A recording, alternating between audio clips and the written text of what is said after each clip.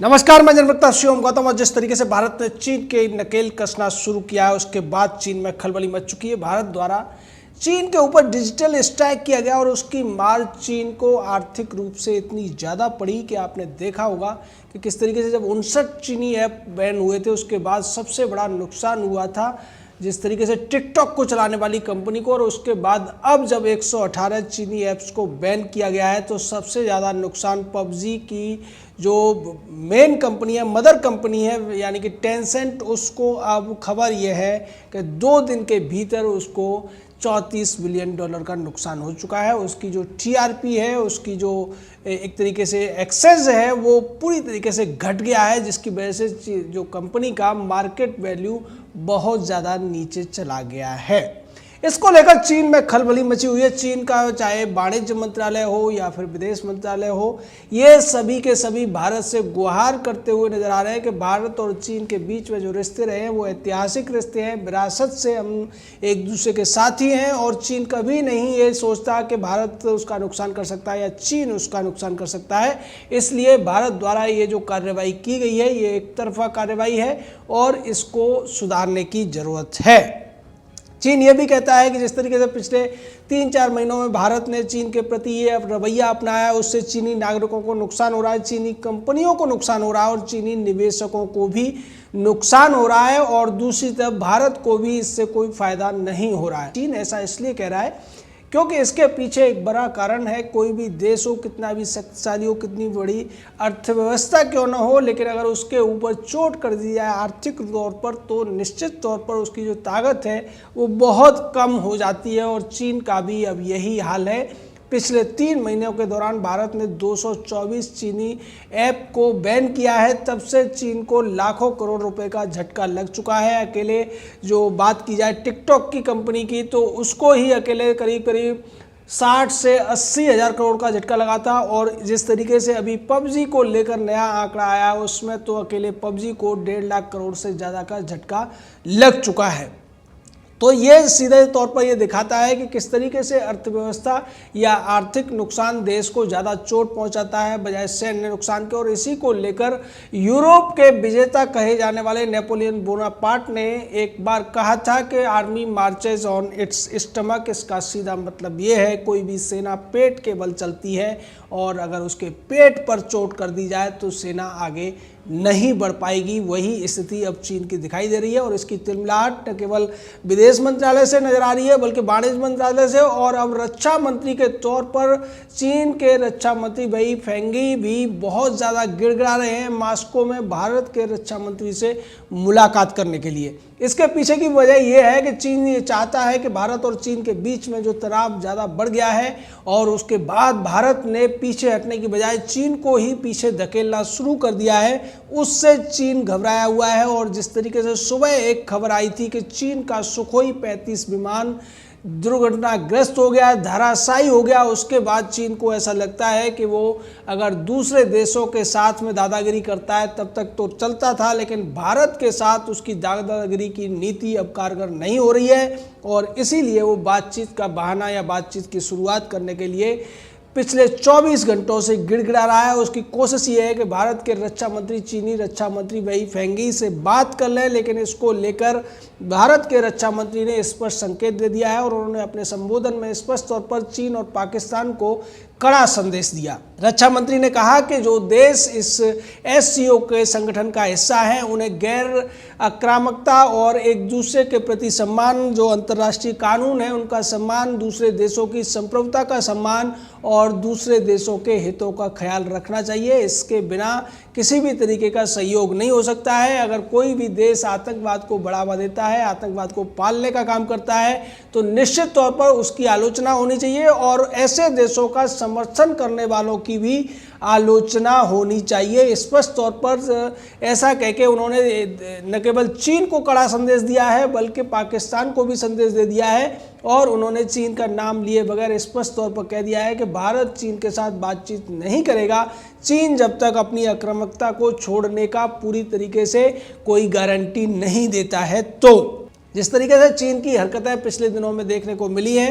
वही वजह है कि भारत चाहे चीन के साथ में आर्थिक मोर्चे पर बात हो या सैन्य मोर्चे पर बात हो या कूटनीतिक मोर्चे पर बात हो, भारत का जो रुख है वो बहुत ज़्यादा कड़ा रहा है और यही संदेश भारत के रक्षा मंत्री ने मॉस्को में भी दिया है। मॉस्को में रूस की तरफ से भी काफ़ी कोशिशें की जा रही हैं कि भारत और चीन के बीच में जो तनाव है वो कम हो जाए, लेकिन इसको लेकर चीन का जो रवैया अब तक रहा है, पीठ में छुरा भोंकने की चीन की जो रणनीति रही है, उसको लेकर भारत ने स्पष्ट कर दिया है कि जब तक चीन इस बारे में कोई भी बहुत बड़ा फैसला नहीं लेगा तब तक भारत चीन से बातचीत भी नहीं करेगा। हालांकि कुछ लोग उम्मीद जता रहे हैं कि जिस तरीके से चीन गिड़गिड़ा रहा है, घुटनों पर आया हुआ है और बार बार कोशिशें कर रहा है, कई बार उसने अनुरोध किया है कि भारत के रक्षा मंत्री के साथ उसके रक्षा मंत्री की बातचीत करा दी जाए, उससे कुछ लोग ये सोच रहे हैं कि इसमें बातचीत हो सकती है। लेकिन अगर बात होती भी है तो बातचीत के दौरान भारत अपना पक्ष किसी भी हालत में नरम करने वाला नहीं है। भारत ने स्पष्ट कर दिया है कि 1962 के बाद में चीन ने जो भारत के हिस्से कब्जा लिए थे, उन हिस्सों पर भारत अपना जो कब्जा है, अपनी संप्रभुता है, अभी तक भारत ने छोड़ी नहीं है और उन हिस्सों को भारत वापस लेने के लिए हमेशा से प्रतिबद्ध है। तो जिस तरीके की बातें चीन ने कही थी कि भारत ने आक्रामकता दिखाई है, एलएसी के पार आकर चीन के इलाकों में कब्जा कर लिया है, वो बात झूठी है। भारत के इलाके हैं, अक्साई लद्दाख के पूरा जो क्षेत्रफल है, 43,000 किलोमीटर का हिस्सा भारत का चीन ने दबा रखा है और भारत उसको वापस लेने के लिए पूरी तरह से स्वतंत्र है, क्योंकि भारत एक संप्रभु राष्ट्र है और संयुक्त राष्ट्र संघ ने सभी संप्रभु राष्ट्रों को अपनी सीमाओं की रक्षा करने का अधिकार दे रखा है। यही बात आज उन्होंने अपने संबोधन में दोहराई भी है कि जो अंतर्राष्ट्रीय कानून है, अंतर्राष्ट्रीय नियम है, अंतर्राष्ट्रीय संधियां हैं, उनको सभी जो सदस्य देश हैं उनको मानना चाहिए और इसीलिए वो अफगानिस्तान की सरकार का बार बार समर्थन करते रहे हैं, जो वो आतंकवाद के खिलाफ लड़ाई लड़ रही है, अफगानिस्तान के लोगों का समर्थन कर रहे हैं। लेकिन दूसरी तरफ कुछ देश हैं जो पाकिस्तान जैसे देश आतंकवाद को बढ़ावा दे रहे हैं और उनके खिलाफ सभी को लामबंद होने की जरूरत है, एकजुट होने की जरूरत है, क्योंकि आज दुनिया में जो समस्याएं हैं, दुनिया आज जिस तरीके से जो द्वितीय विश्व युद्ध था उसको याद कर रही है, लेकिन उसकी जैसी दोबारा से ऐसी विनाश लीलाएं न पैदा हों, इसके लिए सभी देशों को आक्रामकता को छोड़ना पड़ेगा और आक्रामकता की बात करने से कुछ हासिल नहीं होगा, ये सिर्फ विनाश की तरफ ले जाते हैं। उससे पहले रक्षा मंत्री ने रूस के साथ जो भारत की सेना का एक समझौता हुआ था, जिसमें 7 लाख AK-203 यानी AK-203 राइफल्स जो दुनिया की आधुनिकतम असॉल्ट राइफल कही जाती है, और उनका सौदा भारत और रूस के बीच में हुआ था, जिसमें 1 लाख राइफल्स रूस से भारत सीधे तौर पर आयात करेगा और 6 लाख राइफल्स को बनाने का काम अमेठी की जो फैक्ट्री है, जो कि जॉइंट वेंचर है रूस और भारत का, उसमें उन्हें तैयार होना है। ये 7 लाख राइफल्स भारतीय सेना के लिए तैयार की जा रही हैं, क्योंकि अब तक पिछले 40 से 50 सालों से भारतीय सेना और दूसरे जो सुरक्षा बल हैं वो इंसास यानी कि इंडियन स्मॉल आर्म्स सिस्टम वाली जो राइफल्स हैं उनका इस्तेमाल करते हैं। उनकी एक कमी ये है कि जो पहाड़ी इलाके हैं, जो ठंडे इलाके हैं, वहाँ पर ये कई बार चौक हो जाती हैं, कई बार जाम हो जाती हैं और कई बार इनकी जो मैगज़ीन है वो उसमें क्रैक आ जाता है, जिसकी वजह से सही तरीके से काम नहीं कर पाती है। इसीलिए भारत सरकार ने यह समझौता किया था और उसमें रक्षा मंत्री ने एक बार फिर से रूस से ये कहा है कि वो जल्दी से जल्दी इस खेप को भेजें। इस राइफल की एक और बड़ी खासियत ये है कि ये वजन में बहुत हल्की है। अभी तक जो राइफल्स होती थी, चाहे 303 की राइफल हो या बाद में SLR जैसी जो दूसरी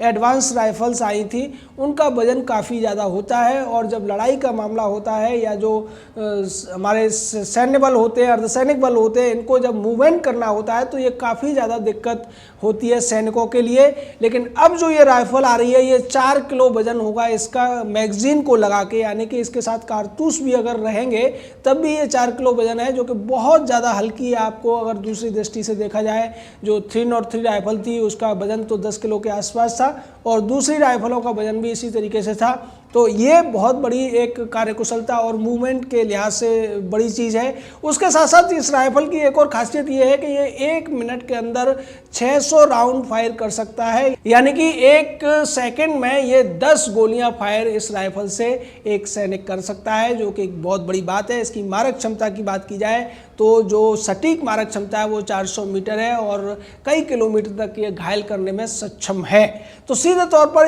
इस राइफल के तेजी के साथ भारत आयात होने से भारतीय सेना को एक बहुत ज़्यादा मजबूती मिलेगी, और साथ ही साथ जिस तरीके से S-400 जो एयर डिफेंस सिस्टम है उसको लेकर भी भारत के रक्षा मंत्री ने स्पष्ट तौर पर रूस से ये आश्वासन ले लिया है कि जल्दी से जल्दी ये पूरा का पूरा सिस्टम भारत में भेज दिया जाएगा, जिससे भारतीय सेना इसको सही तरीके से तैनाती कर सकेगी, क्योंकि ये सिस्टम पहले से चीन के पास है। हालांकि रूस ने चीन को इस सिस्टम से जुड़ी हुई जो मिसाइल टेक्नोलॉजी है, जो इक्विपमेंट्स हैं या जो दूसरे इसके जो कंपोनेंट होते हैं उनकी सप्लाई पिछले